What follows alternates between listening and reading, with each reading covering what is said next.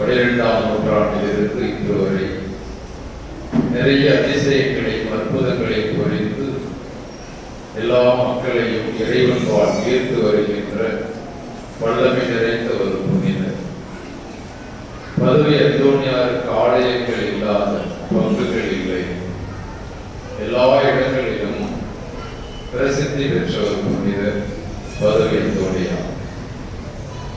கடவுள் ஒவ்வொரு புனிதருக்கும் ஒரு அருள் வரத்தை விசேஷமாக அளித்திருப்பார். இவருக்கு புதுமை செய்யும் ஆற்றல். மிக குறைந்த வயதே வாழ்ந்தாலும் தன்னுடைய பிரசங்கத்தாலும் ஆளுமையாலும் அன்பு வார்த்தைகளாலும் ஏராளமான மக்களை திருமறைக்கு திருப்பிய பெருமை பதுவை அந்தோனியாருக்கு சார். இவருக்கு உண்மையான பக்தி அப்படிங்கிறது பொதுவாகவே புனித பக்தி அவர்களை பின்பற்றுவதாகும். அவர்களை விளங்கிய நல்ல பண்புகளை பின்பற்றுவதால் உண்மையான பக்தி அடையாளமாகும். எனவே உண்மையான நாளிலே கொடியேற்றி அவருடைய திருவிழாவை தொடங்கி இருக்கும். உங்கள் அனைவரையும் வாழ்த்துகிறேன். இந்த திருப்பலியை நமக்காக நிறைவேற்ற வந்திருப்பவர் அருட்தந்தை ஜான் பெரிட்டோ பட்டுடையாண்டிருக்கும் பங்கு தந்தையாக பொறுப்பேற்றிருக்கிறார். 12 ஆண்டுகள் 2 டேர்ம், வேறுபட்சம் 6 வருஷம் அந்த பணிகளை எல்லாம் ஏற்று அந்த வேறுபட்ச முகத்தை மாற்றி வைத்த பெருமை அருட்தந்தை சார். அதுக்கு முன்னாடி ஒரு ஃபேமஸாக கட்டமைப்பை உருவாக்குவதை கொள்ளவர்.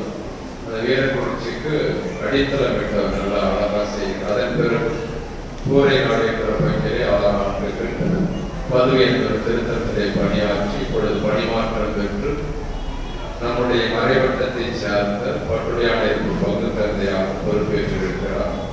இந்த திருப்பலியை நிறைவேற்றமாக வந்திருக்கிறார். அவரை கரமுடி எழுப்பி வரவேற்கிறார். தற்போது இந்த திருப்பலி இணைந்து ஜெபிக்கும் தந்தையர்களுக்காகவும் நாளையத்திலே குடியிருக்கும் உங்கள் அனைவருக்காகவும் குழந்தைகளுக்காகவும் இந்த திருப்பலியை ஜெபிப்போம். இந்த திருப்பலியை ஒப்புக்கொள்வது தடையாக இருக்கும் நம் பாவங்களை நினைத்து இறைவனிடம் மனம் வருந்தி மன்னிப்பு பெறுவது. எல்லாம் இறைவனிடமும் சகோதர சகோதரிகளிடம் நான் பாவியை ஏற்றுக்கொள்கிறேன். ஏனெனில் சிந்தனையாலும் சொல்லாலும் செயலாலும் கடமையை தவறியதாலும் பாவங்கள் பல செய்தேன். என் பாவமே என் பாவமே என் பெரும் பாவமே. ஆகையால் இப்பொழுதும் கண்ணியான புனிதமலையாளையும் வானதூர புனிதர்களையும் சகோதர சகோதரிகளையும் நம் இறைவனாகிய ஆண்டவரிடம் எனக்காக வேண்டிக் கொள்ள மன்றாடுகிறேன். இறைவன் நம் மீது இரக்கம் வைத்து நம் பாவங்களை எல்லாம் மன்னித்து நம்மை நிலை வாழ்வு அழைத்து செல்வாராக. ஆமென். Thank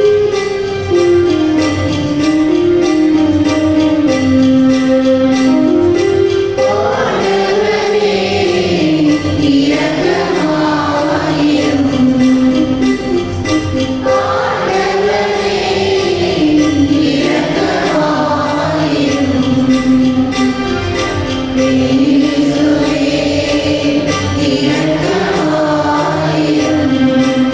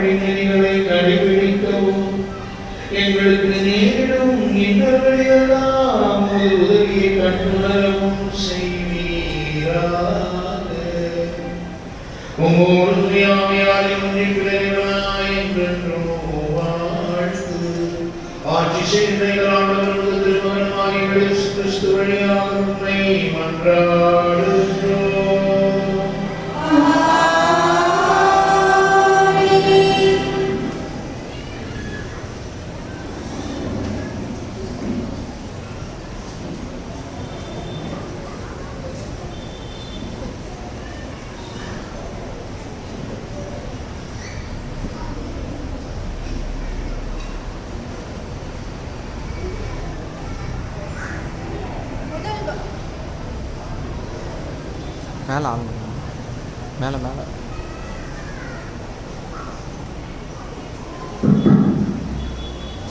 முதல் வாசகம். கிறிஸ்து உங்களுக்காக ஏழையானார். திருத்தூதர் பவுல் கொரிந்தியருக்கு எழுதிய 2ஆம் திருமுகத்திலிருந்து வாசகம். அதிகாரம் 8 இறைவசனங்கள் 1 முதல் 9 வரை. சகோதர சகோதரிகளே, மாசிதோனியா திருச்சபைக்கு கடவுள் கொடுத்த அருளை பற்றி உங்களுக்கு தெரியப்படுத்த விரும்புகிறோம். அவர்கள் ஏற்பட்ட இன்னல்களால் கடுமையால் சோதிக்கப்பட்ட போது அவர்கள் எப்போதும் மகிழ்ச்சி கிடைத்தவர்களாய் இருந்தார்கள். அவர்கள் வறுமையில் மூழ்கி இருந்தாலும் வல்லமையோடு வாரி வழங்கினார்கள். அவர்கள் தங்களால் இயன்ற அளவுக்கு தாங்களாகவே கொடுத்தார்கள். ஏன் அளவுக்கு மீறி கொடுத்தார்கள். இதற்கு நானே சாட்சி. இறைமக்களுக்கு செய்யும் அர்ப்பணிப்பில் பங்கு பெறுகிறது தங்களுக்கு அளிக்கப்பட வேண்டும் என மிகவும் வருந்தி கேட்டுக்கொண்டார்கள். நாங்கள் எதிர்பார்ப்பதற்கு மேலாக அவர்கள் தங்களை முதன்மையாக ஆண்டவருக்கு அர்ப்பணித்தார்கள். நாங்கள் கடவுளின் திருவுளப்படி செயல்பட்டதால் எங்களுக்கு தங்களை அர்ப்பணித்தார்கள். எனவே இந்த அர்ப்பணிப்பை தொடங்கி தீர்க்கவே அப்பணியை முடிக்க வேண்டும் என நாங்கள் அவரை வேண்டிக் கொண்டோம். நம்பிக்கை, நாவன்மை, அறிவு, பேரார்வம் ஆகிய அனைத்தையும் மிகுதியாக கொண்டிருந்தார்கள். எங்கள் மேல் நீங்கள் கொண்டுள்ள அன்பை பெருகி கொண்டு வருகிறது. அதுபோல இந்த அர்ப்பணிப்பிலும் நீங்கள் முழுமையாக ஈடுபட வேண்டும். நான் இதை உங்களுக்கு ஒரு கட்டளையாக சொல்லவில்லை, மாறாக பிறருடைய ஆர்வத்தை எடுத்துக்காட்டி உங்கள் அன்பை உண்மையானதாக என சோதிக்க இவ்வாறு செய்கிறேன். நம் ஆண்டவராகிய இயேசு கிறிஸ்துவின் அருளை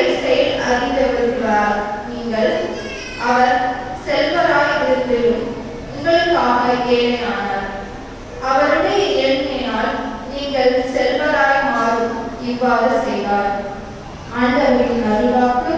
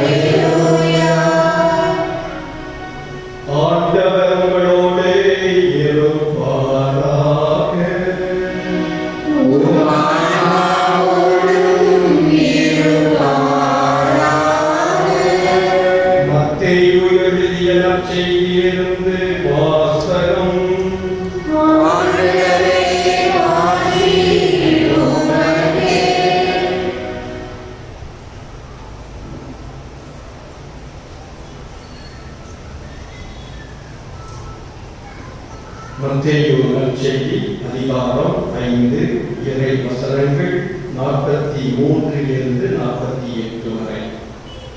அக்காலத்தில் இயேசு தம் சீடருக்கு கூறியது, உனக்கு அடுத்திருப்பவரிடம் அன்பு கூர்வாயாக, பகைவரிடம் வெறுப்பு கொள்வாயாக என கூறியிருப்பதை கேட்டிருக்கிறீர்கள்.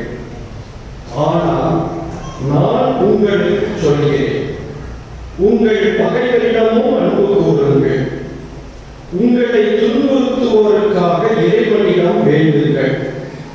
இப்படி செய்வதால் நீங்கள் உங்கள் விண்ணக தந்தையின் மக்கள் ஆவீர்கள். ஏனெனில் அவர் நல்லோர் மேலும் தீயோர் மேலும் தம் கதிரவனை உதித்தரச் செய்கிறார். நேர்மையுள்ளோர் மேலும் நேர்மையற்றோர் மேலும் மழை பொழியச் செய்கிறார்.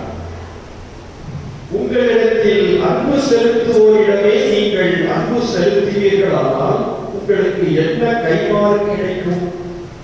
வரி தட்டுவோரும் இவ்வாறு செய்வதில்லையா? நீங்கள் உங்கள் சகோதர சகோதரிகளுக்கு மட்டும் வாழ்த்து கூறுவீர்களானால் நீங்கள் மற்றவருக்கு மேலாக செய்து விடுவதென்ன? பிற இனத்தவரும் இவ்வாறு செய்வதில்லையா? ஆதலால் உங்கள் விண்ணக தந்தை நிறைவுள்ளவராய் இருப்பது போல நீங்களும் நிறைவுள்ளவர்களாய் இருங்கள். இது கிறிஸ்துவின் நற்செய்தி.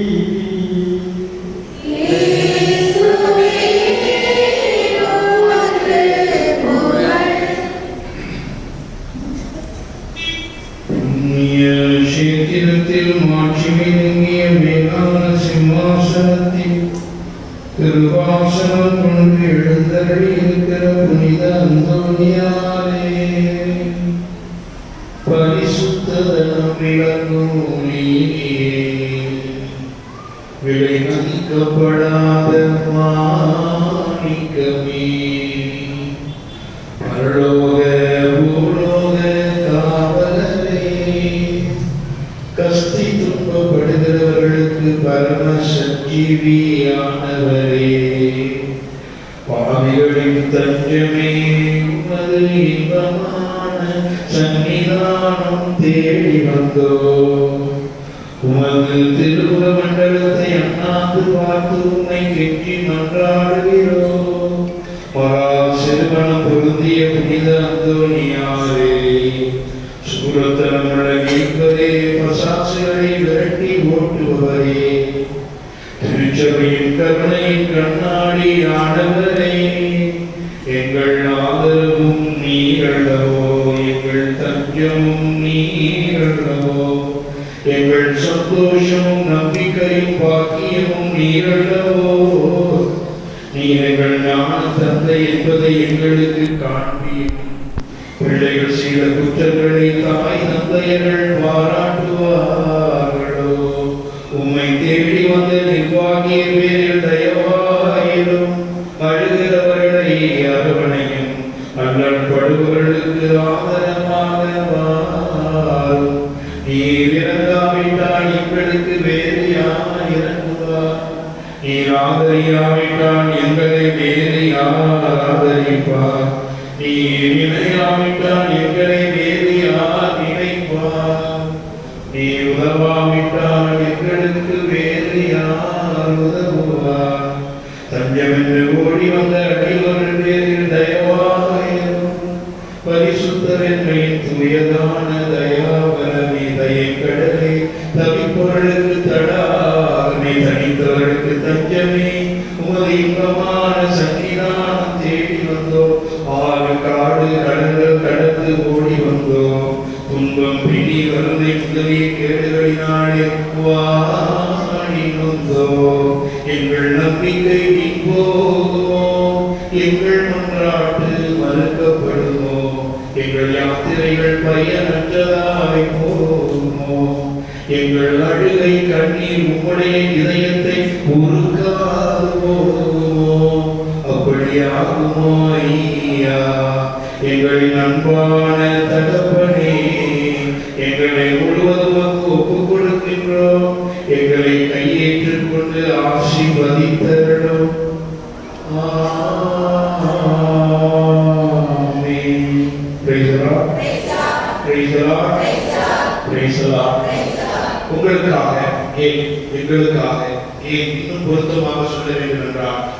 நமக்காக நம் வாழ்வு இனி வருகின்ற நாட்களிலும் இந்த கோடியற்புதர் புனித பதுவை அந்தோனியாருடைய பரிந்துரையிலே இன்னும் பாதுகாப்போடு சிறப்போடு எல்லா நலத்தோடும் வளத்தோடும் நீங்களும் வாழ வேண்டும், நாங்களும் எங்கள் பணிகளை தொடர வேண்டும் என்பதற்காக உங்கள் சார்பாக உங்கள் நாவாக இங்கிருக்கின்ற அருட்தந்தையுடைய நாவாக கோடியற்புதர் புனித அந்தோனியாரிடம் வேண்டிக் கொண்டேன் அந்த அற்புதமான ஜெபத்தை சொல்லி. இது நமக்காக இந்த ஜெபம். அன்புடைய இந்த நாளிலே ஒரு சிறிய சிந்தனையை உங்களோடு பகிர்ந்து கொள்ள ஆசைப்படுகிறேன். இறைவனுக்கும் மனிதனுக்கும் நடந்த உரையாடலை நம்முடைய கவியரசு கண்ணதாசன் ஒரு அழகான கவிதையாக எடுத்துச் சொல்லியிருப்பார். அதில் ஒரு அற்புதமான உண்மையை ஆழமாக உணர்த்தியிருப்பார். மனிதனும் கடவுளை பார்த்து கேட்கின்றார், பிறப்பினால் வருவது யாதென கேட்டேன், கடவுள் திறந்துவார் என்று சொன்னார். படிப்பினால் வருவது யாதென கேட்டேன், இறைவன் சொன்னான் படித்து வா. அறிவினால் வருவது யாதென கேட்டேன், அறிந்து வா என்று கடவுள் சொன்னார். அன்பினால் வருவது யாதென கேட்டேன், கடவுள் சொன்னார் கொடுத்து வா. பாசத்தினால் வருவது யாதென கேட்டேன், கடவுள் சொன்னார் பகிர்ந்து வா. மனையாளின் சுகம் இது என்று கேட்டேன், மணந்து வா என்று சொன்னார். முதுமையில் வருவது என்ன என்று கேட்டேன், முதிர்ந்து வா என்று கடவுள் சொன்னார். இறுதியாக மரணத்துக்கு பின் வருவது யாதென கேட்டேன், மரணத்து வா, செத்து வா. இப்படி ஒவ்வொன்றையும் நான் அனுபவித்துதான் என் வாழ்க்கையை நான் அறிந்து கொள்ள வேண்டும் என்ற அவசியம் இருக்கின்ற பொழுது, கடவுளை நீ எனக்கு யார், நீ எனக்கு எல்லாவற்றையும் நான் அனுபவித்துதான் பயிரோ அன்போ அறிவோ பிறப்போ வளர்ப்போ இறப்போ எல்லாவற்றையும் நான் அனுபவித்துதான் அறிந்து கொள்ள வேண்டும் என்றால், கடவுளை நீ எதற்கு எனக்கு என்று கேட்கின்றான் மனிதன். கடவுள் மனிதனுக்கு அருகாமையில் நெருங்கி வந்து அந்த அனுபவமே நான் தான் என்றார். எவ்வளவு பெரிய உண்மை அன்புக்குரியவர்களே! நம் வாழ்க்கையிலே நாம் பெறுகின்ற அனுபவங்கள் தான் நம்மை நல்லவனாகவும் நம்மை தீயவனாகவும் மாற்றுகின்றது. நல்ல அனுபவங்கள் ஒரு மனிதனை பக்குவப்படுத்துகின்றது. நல்ல அனுபவங்கள் ஒரு மனிதனை பக்குவம் மட்டுமல்ல, மனிதனிலிருந்து புனிதர்களுக்கு கொண்டு போகிறது.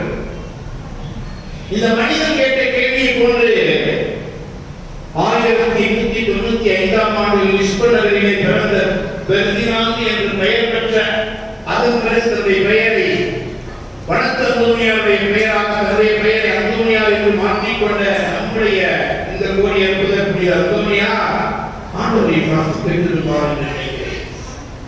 இறைவனுடைய அழைத்தலினால் வருவது யாதென கேட்டேன், கடவுள் என்ன சொல்லியிருப்பார், எல்லாவற்றையும் துறந்து வா, எல்லாவற்றையும் இழந்து வா.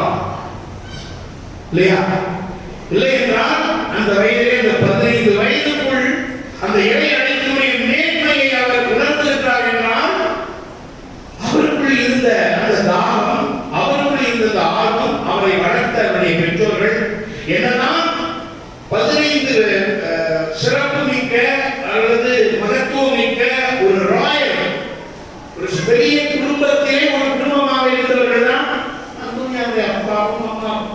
ஆக அவருடைய வாழ்க்கை குறிப்பு அவர் ஒரு படோகமான, ஒரு பந்தாவான, ஒரு பணக்காரத்தனமான, ஒரு ஆடம்பரமான வாழ்க்கையை அவர் இருந்தார். அப்படிப்பட்ட ஒரு குடும்பத்திலே பிறந்தார். அப்படிப்பட்ட குடும்பத்திலே பிறந்தவருக்கு இறை அழைப்பினால் வருவது யாதென கேட்டேன் என்றால், முதலில் தன்னை துறக்க வேண்டும். உலகத்தில் வாழ்கின்ற ஒட்டுமொத்த மக்களுடைய மீட்புக்காக தன்னை தெய்வீக தன்மையை தூக்கி எறிந்துவிட்டு, அதை ஒரு துச்சமென கருதிவிட்டு தன் தந்தை விருப்பத்திற்காக தாழ்நிலை ஏற்று ஒரு அடிமையை போன்று கடவுளே அவருடைய மாபெரும் ஆற்றலை, மாபெரும் மகத்துவத்தை தூக்கி எறிகின்ற பொழுது, நான் ஏன் துறந்து பார்க்க கூடாது, நான் ஏன் இழந்து பார்க்க கூடாது? புனித அந்தோனியாருடைய அந்த அனுபவம், இழப்பு, அந்த இழப்பிலே இயேசுவினுடைய அழைப்பை அவர் உணர்ந்தார். அந்த துறப்பிலே யாரெல்லாம் தங்களுடைய தாய் தந்தை என்பொருட்டு, நிலப்புலங்களை என்பொருட்டு, சகோதர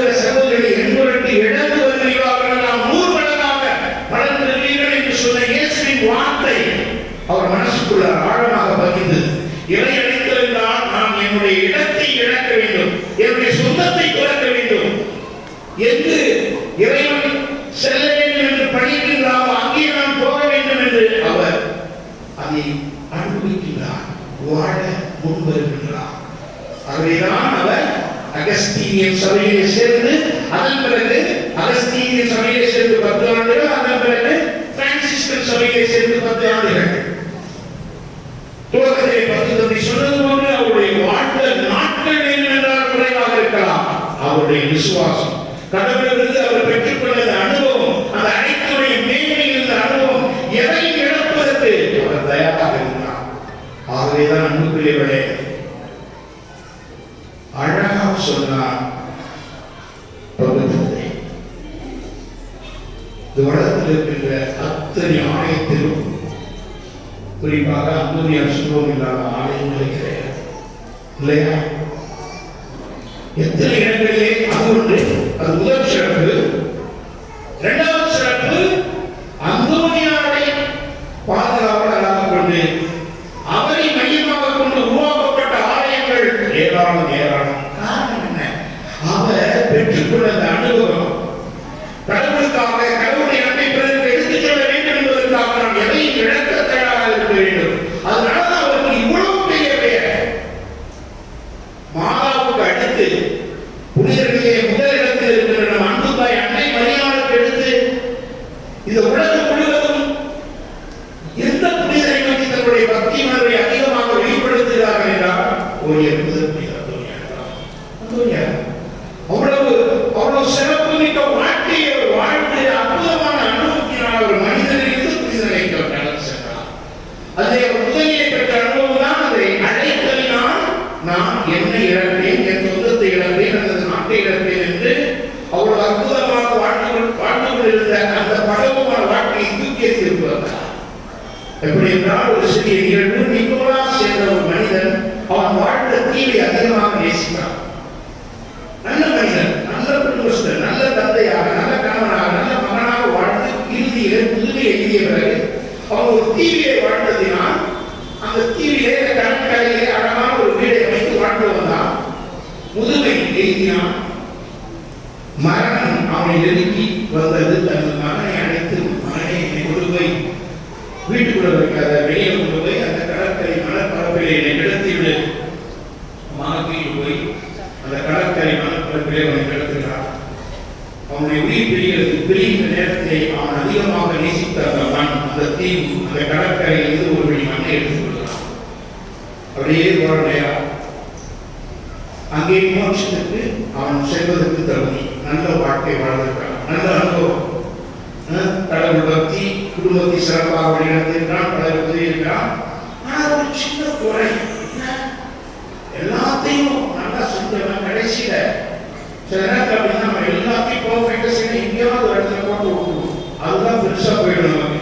நாம் வாழ்ந்த அத்தனை நல்ல வாழ்க்கைக்கும் நாம் செய்த அத்தனை நன்மைகளுக்கும் சில நேரத்தில் பலன் இல்லாமல் போயிடும்.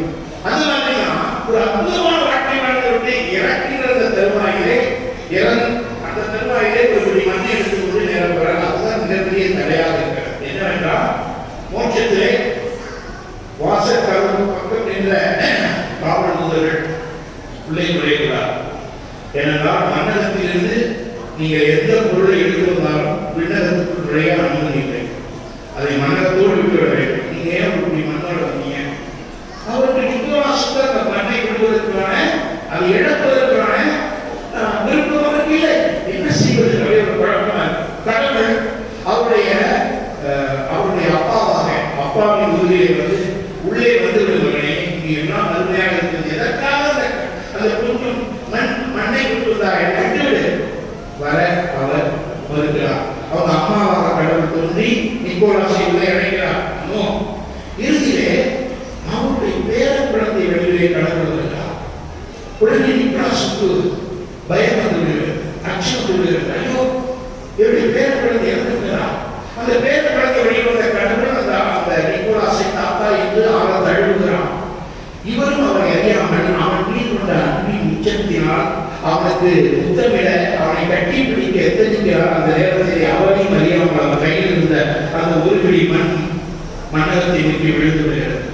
அந்த குழந்தையை கட்டி பிடித்து முத்தமிடுகிறார். அந்த குழந்தை மறைந்து போகிறது.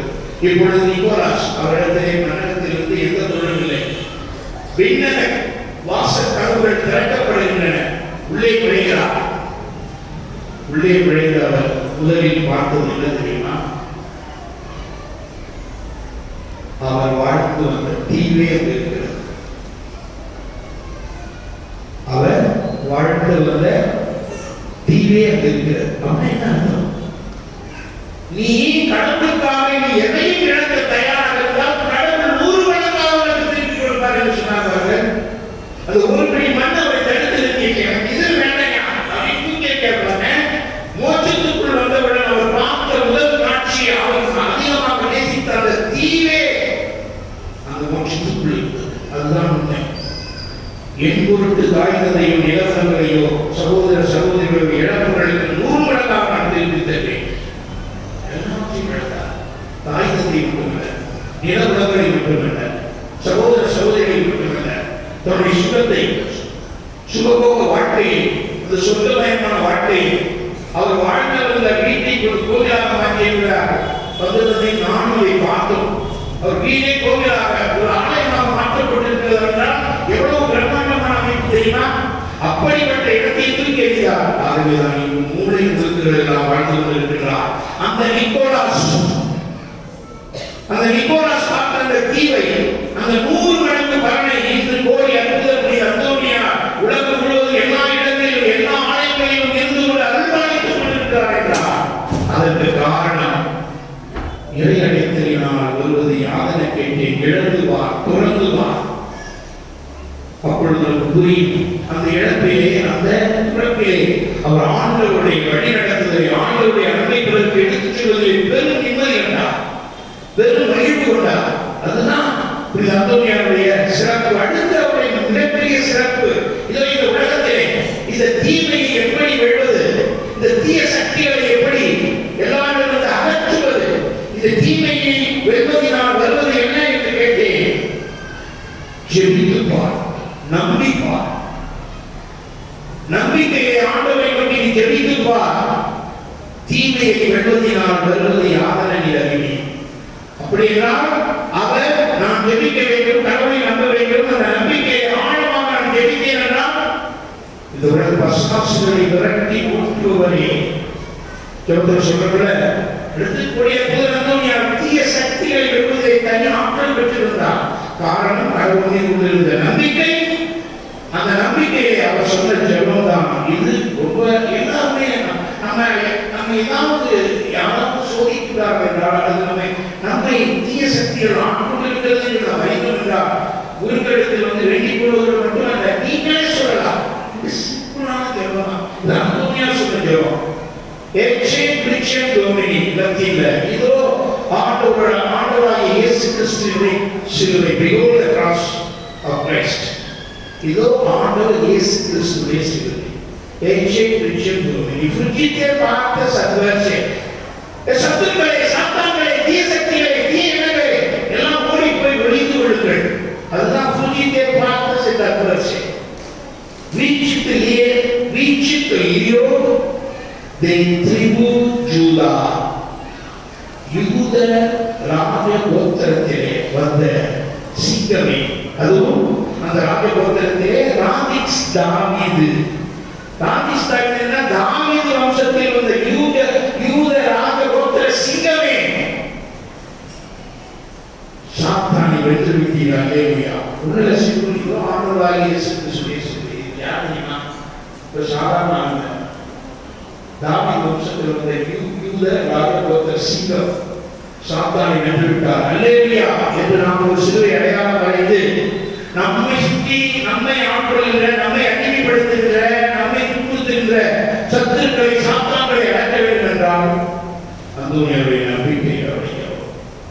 மூன்றாவதாக தாட்சியினால் வருவது யாரை கேட்டேன், தாழ்த்துவார். கோரி என்பதற்கு அந்தோனியார் தாட்சியுடைய சின்னம். மாதாவுடைய தாட்சியை பிரதிபலிக்கிறார். மிக சிறந்த அறிவார், மிக சிறந்த பேச்சாளர். ஆனால் அவர் சாதாரண வேலையை அவர் செய்து கொண்டிருந்தார்.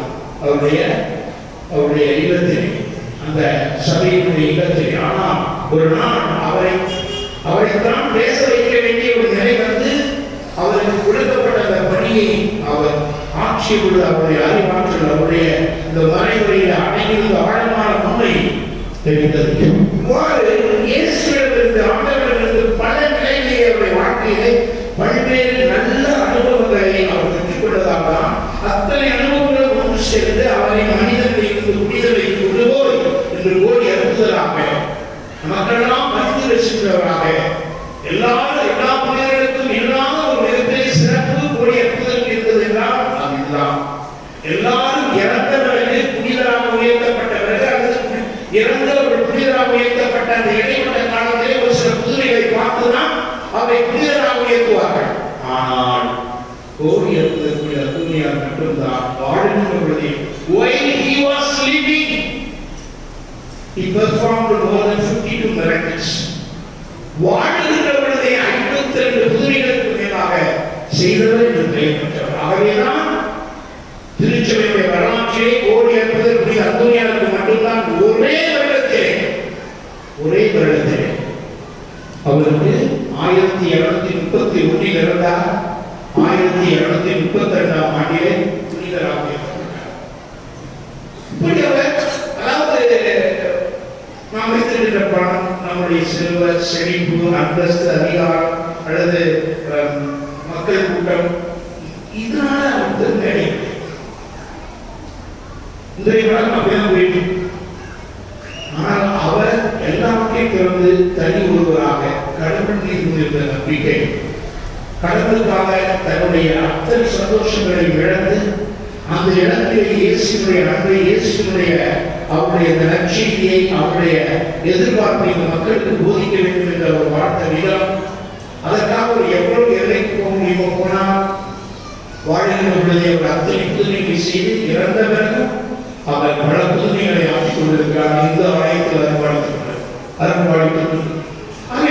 அப்படிப்பட்டவருக்கு வராமல் விழாவிருக்கின்ற நாம் வெறுமனே பெரிய ஆடம்பரங்களுடன் இருக்கிறாமல் அவர் பெற்ற அனுபவத்தை, அவர் பெற்ற நல்ல அனுபவத்தை நாம் ஆண்டவர் இயேசுவிடமிருந்து நாமும் பெற்று, பணக்கார வாழ்க்கை என்றால் என்ன, அது வருவது யாதனை கேட்டேன், பணம் சம்பாதித்துப்பார் என்றுதான் சொல்வார் கடவுள். அதே நேரத்திலே மற்றவருடைய சந்தோஷத்துக்காக வாழ்வதை யாதனை கேட்டேன் என்றால் ஆண்டவர் இதைத்தான் சொல்வார். உங்களில் இருப்பதை பிறருக்காக எடுத்து பாருங்கள், பிறருக்கு கொடுத்து பாருங்கள், பாசம் என்றால் பகிர்ந்து பாருங்கள் என்ற அவ்வளவு அற்புதமான அன்பின் வெளிப்பாடுகளை வாழ்க்கையில் வாழ்கிற பொழுது அதுவே மிகச்சிறந்த அனுபவமாக மாறி அந்த அனுபவத்தை கடவுள் நம்மோடு இருக்கின்றார் என்ற உணர்வை கொடுத்து நம்மையும் மனிதனை இருந்து புனிதமைக்கு ஆண்டவர் உயர்த்துவார். கோடி என்பதற்கு போல அத்தகைய உணர்வுகளை நாம் வளர்த்துக்கூடிய இந்த கொண்டாட்டங்களை நாம் கொண்டாடுகிற பொழுது நம்முடைய விழா அர்த்தமுள்ள விழாவாக, மிக சிறப்பான விழாவாக அமையும். அப்படிதான் அமைய ஆண்டவர் விரும்புகிறார். கோடி அற்புதற்கு விழா எடுப்பதோடு நின்று விடாமல் அவர் பெற்ற அற்புதமான அனுபவங்களை கடவுளிலிருந்து இயேசுவிடமிருந்து நாமும் பெற்று எல்லாருக்கும் பயனுள்ளவர்களாக, எல்லாரையும் அரவணைத்து வாழ்கின்ற, எல்லாரையும் சேர்த்து உரைப்படமாக வாழ்கின்ற அவருடைய அன்புச்சீடர்களாக நாம் தொடர்ந்து அவருடைய வாழ்க்கை பாதையில் பயணிப்போம். கோடி அற்புதற்கு துணியா நம் ஒவ்வொருவருக்காக பரிந்து பேசுவாராக, ஆசீர்வதிப்பாராக. ஆமென்.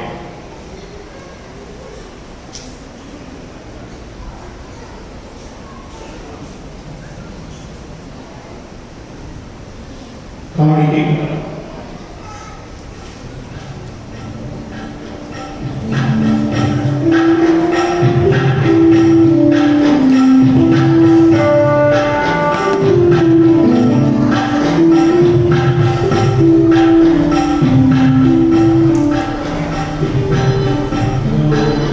Yo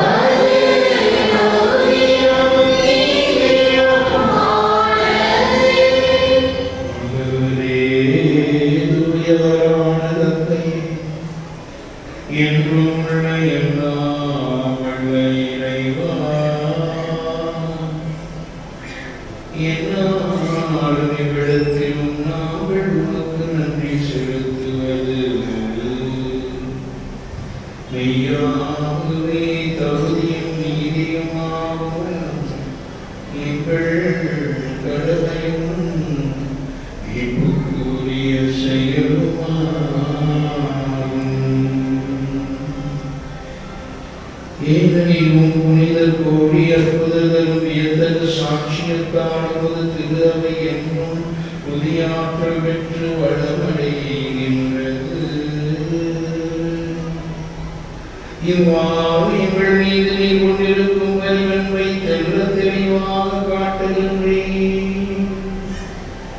மேலும் எங்களது மீட்பின் மறை நிகழ்வை நாங்கள் நிறைவேற்றுவதிலே இதோ இந்த புனிதரின் சிறப்புமிக்க எடுத்துக்காட்டால் துண்ட பெற்று அவரது தகுந்த பரிந்துரையால் என்றும் ஊக்கம் பெறவும் அருளுகின்றேன். ஆகவே ஆண்டவரே, வானதூதர் புனிதர் அனைவரோடு நாங்களும் சேர்ந்து உமது பெருமையை அக்களிப்புடன் ஆர்ப்பரித்து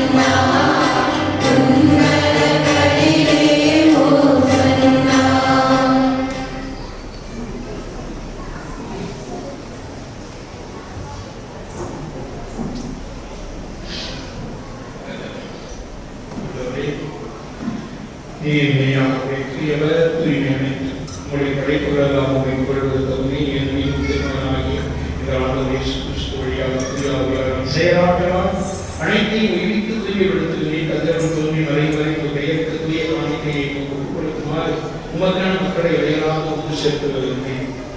எனவே ஆண்டவரை உமக்கு அர்ப்பணிக்க நாங்கள் குடும்பத்தில் காணிக்கைகளை அனைத்து தூய ஆவியாக தூய்மைப்படுத்துவதை காரணங்கள் நன்றாகிறோம்.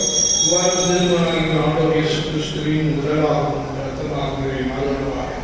அவர் பணித்தவாறே மறை நிகழ்வுகளை கொண்டாடுகிறோம். ஏனெனில் அவர் காட்டிக் கொடுக்கப்பட்ட இரவில் அப்பத்தை எடுத்து நன்றி செலுத்தி ஆசி வழங்கி அதை விட்டு தம் சிலர்களுக்கு அளித்தவர் கூறியதாகும்.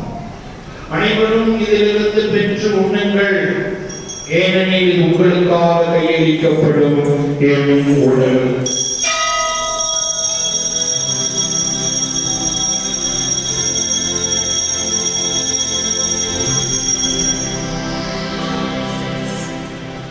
அவனமே இறந்திருந்து எவன் பெண்ணத்தை விழுந்து மீண்டும் உமக்கு நன்றி செலுத்தி ஆசி வழங்கி அளித்தம் சீடர்களுக்கு அளித்தவர் கூறியதாவது: அனைவரும் இதிலிருந்து பெற்று பருகுங்கள், ஏனெனில் இது புதிய நிலையான உடன்படிக்கைக்குரிய இரத்தத்தின் கிண்ணம்.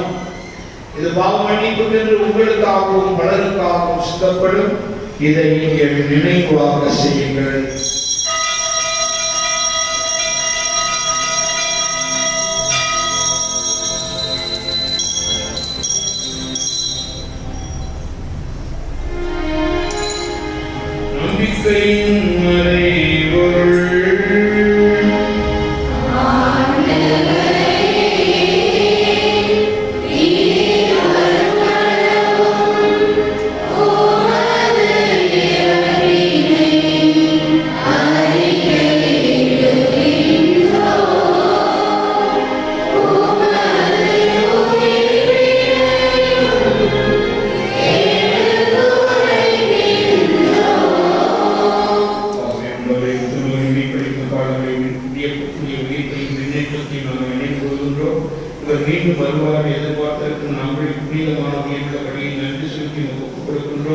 உம் திரு அவையின் காணிக்கை கண்ணோக்கி அவர்களை மன்றாடுகின்றோம்.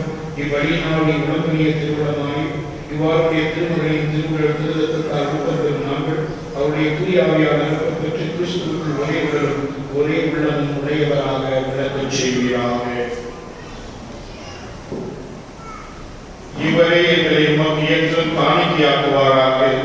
இவ்வாறு உம்மால் தேர்ந்து கொள்ளப்பட்டவர்களோடு முதலாக புனிதமிக்க கன்னியும் கடவுளின் தாயுமான மரியா, அவருடைய கணவரான புனித யோசேப்பு, புனித திருத்தூதர்கள், மாட்சிமிகு மறைசாட்சிகள், எங்கள் பாதுகாப்பாளராகிய புனித பதுமை அந்தோனியா, மற்ற புனிதர்கள் அனைவரோடு நாங்கள் உரிமை பேற்றுக்கு தகுதி அடைவோர் ஆவோமாக.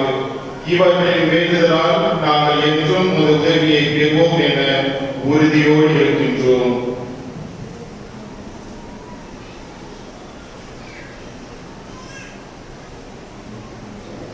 ஆண்டவரே, எங்களோடு உருவாக்கும்படி உலகெல்லாம் அமைதியும் மீட்டும் தர வேண்டும் என கொண்டாடுகிறோம். இவ்வுலகில் பயணம் செய்யும் உமது திரு அவையை சிறப்பாக உம் அடியாராகிய எங்கள் திருத்தந்தையிலேயோ எங்கள் ஆயர் சகாயராஜ் ஏனைய ஆயர்கள் திருநிலையினர் உமக்கு சொந்தமான மக்களாகிய அனைவரையும் நம்பிக்கையிலும் அன்பிலும் உறுதி பெறச் செய்வீராக. நீர் விரும்பியபடி உம் திருமணம் இருக்கின்ற இக்குடும்பத்தின் வேண்டுதல்களுக்கு கனிவுடன் செவி சாய்த்தருளும் கனிவுள்ள தந்தையே, எங்கும் சுதந்திரருக்கும் உடைய பிள்ளைகளை கனிவுடன் உங்களோடு சேர்த்துக் கொள்ளும்.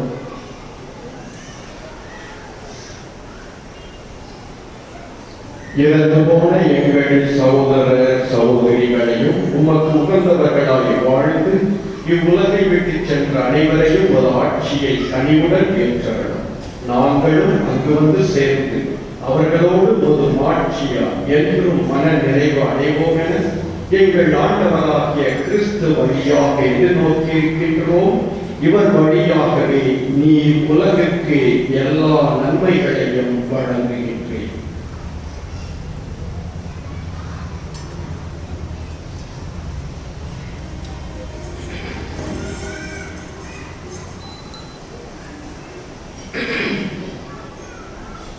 இவர் வழியாக இவரோடு இவரில்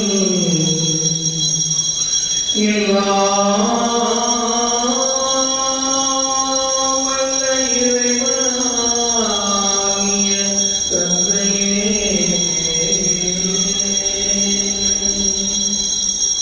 தூய ஆவியாரின் ஒன்றிப்பிலே எல்லா புகழும் எல்லா மாட்சியும் என்றென்றும் உமக்கு உரியதே.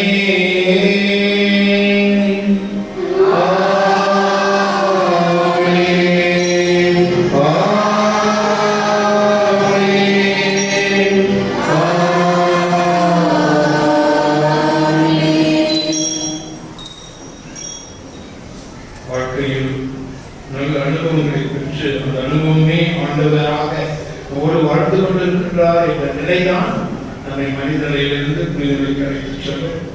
அத்தகைய நிலையடைய ஆண்டவர் பெற்றுக்கொண்டு ஜெபத்தை செய்ய வேண்டிக் கொள்வோம்.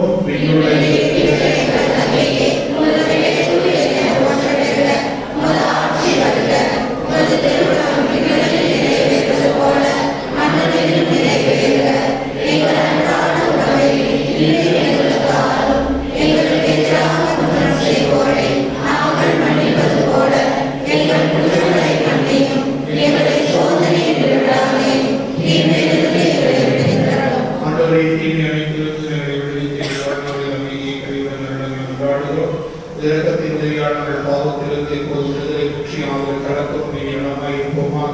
நாங்கள் எதிர்நோக்கி இருக்கும் பேரின்பத்துக்காகவும் மீட்பராகிய இயேசு கிறிஸ்துவின் வருகைக்காகவும் காத்திருக்கின்றோம். இயேசு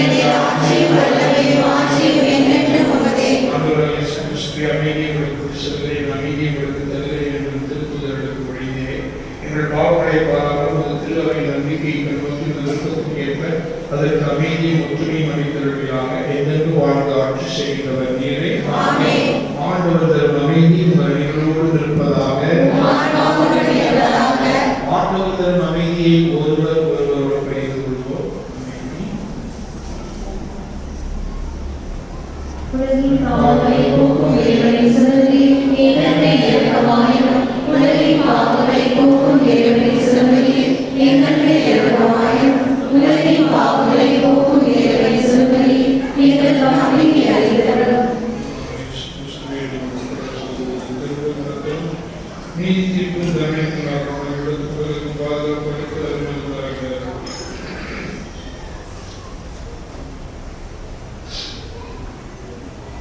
இதோ ஏழையின் சன்னதிகளை உலகின் பாவங்களை போக்குகின்றவர். சன்னதியின் விருந்துக்கு அழைக்கப்பட்ட நாம் ஒவ்வொருவர் பேர் பெற்றோர்.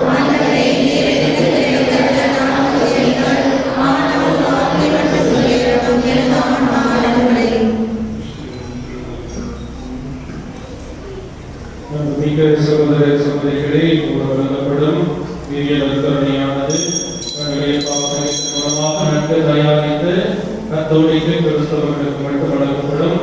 பெருமத சகோதர சகோதரிகள் இதை வாங்க வர வேண்டாம். உங்களுக்காக நாங்கள் தெரிவிக்கிறோம்.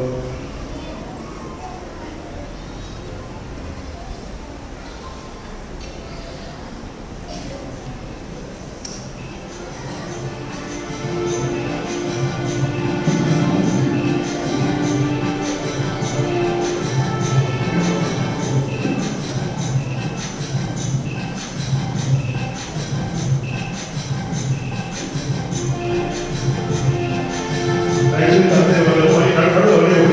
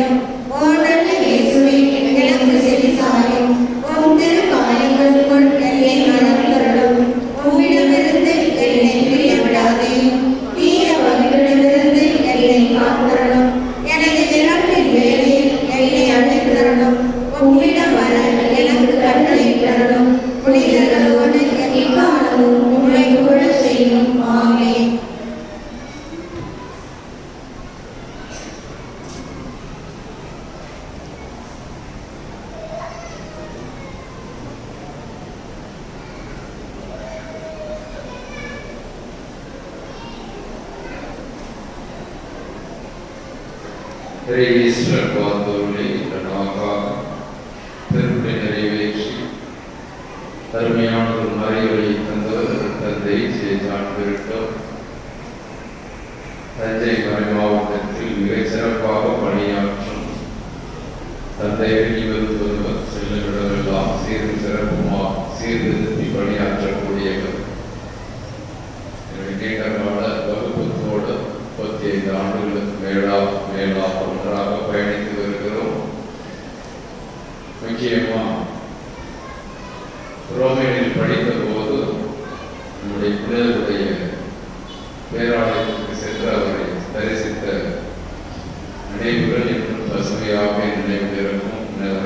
அவருக்கு அந்தோனியார் ரொம்ப கூட்ட அவர் அங்கே ரொம்ப சின்னதான் அங்கெல்லாம் வச்சிருக்கிறாங்க. அவருடைய பல்லு தாழ வரைக்கும் போட்டோவில் எடுத்துக்கூடாது.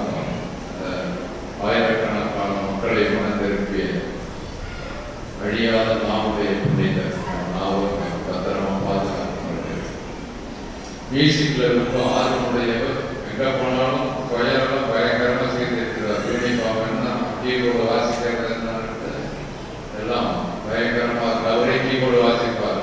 எல்லாம் யாரும் தொந்தரவு பண்ணாதீங்க அப்படின்னு போனாலும் கோயிலுக்கு ஒரு முக்கியத்துவம் கொடுப்பார். நிறைய பாடல் கேட்டிருக்கார். ரொம்ப ஃபேமஸான பாட்டுனா வெற்றி தரும் செல்வமான பாடல். முகையோட விருட்டோ எழுதி இந்த விருட்டோ இசை மியூசிக் டியூன் போட்டார். 2001 அன்னையே உன்னை எண்ணும் போது அப்படிங்கிற ஒரு பாட்டுக்கு மாதா பாட்டை இசையமைத்திருக்கிறார். தாயின் முகம் பார்க்கும் முன்னே அது என்னுடைய வார்த்தைகளுக்கு உயிரூட்டி இருக்கிறார். அதே மாதிரி காணிக்கை பெறுவது கடவுள் காணிக்கை பாட்டு இந்த மாதிரி நிறைய இசையில் ஆர்வமுடையவர். எப்போ நான் பாட்டு போட்டாலும் முதல் பாராட்டு அவருக்கு தான் வரும். எவாலுவேஷன் எதிர்ப்பு சொன்னதுனால அவர் கேட்டு நம்ம மறைவட்டத்துக்கு வந்திருக்கார். 30 வருஷ பயணத்துல நாகை மறைவட்டத்தில் நான் இருந்ததே இல்லை. என்னை இங்கே போட்டு கண்டு பட்டுடைய தூக்குறாமா எல்லாம் கேட்டாங்க. ஏன் போறீங்க? நான் இங்கே தான் இருந்ததில்லை. இதை கேட்டு நம்முடைய மறைவட்டத்திற்கு முதல்வதாக வந்திருக்கிறார். அவரை வரவேற்கும் முதலாகவும் திருப்பதியின் முடிவேற்கும் நன்றியாகவும்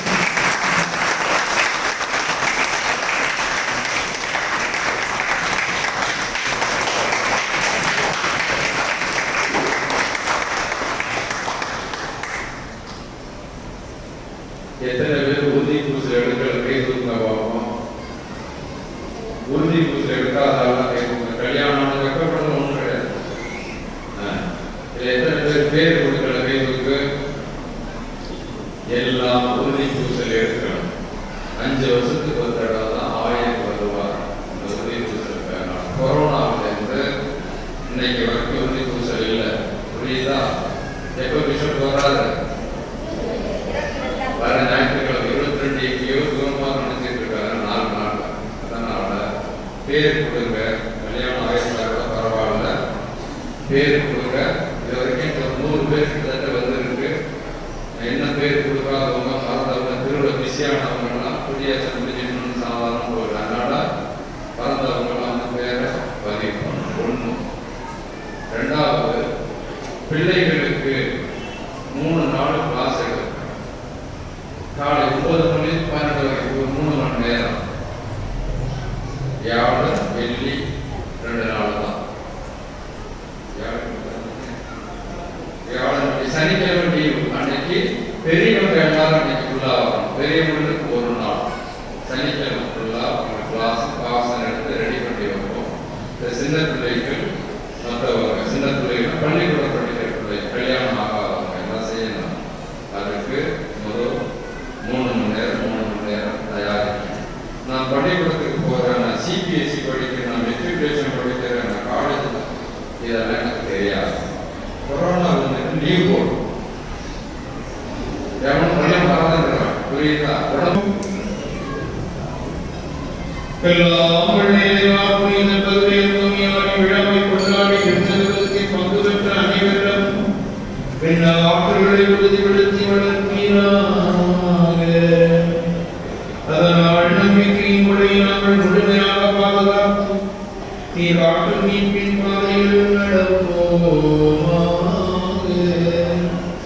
ஆண்டவராகிய கிறிஸ்து வழியாக உம்மை மன்றாடுகின்றோம்.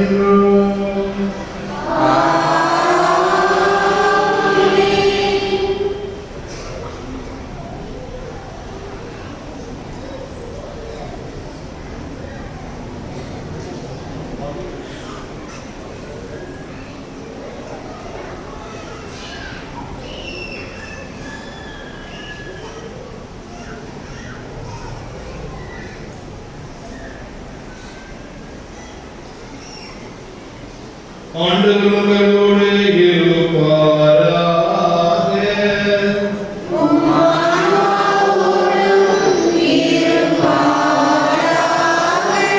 எல்லாம் வல்ல இறைவன் தந்தை தூய ஆவியார் ஓடிய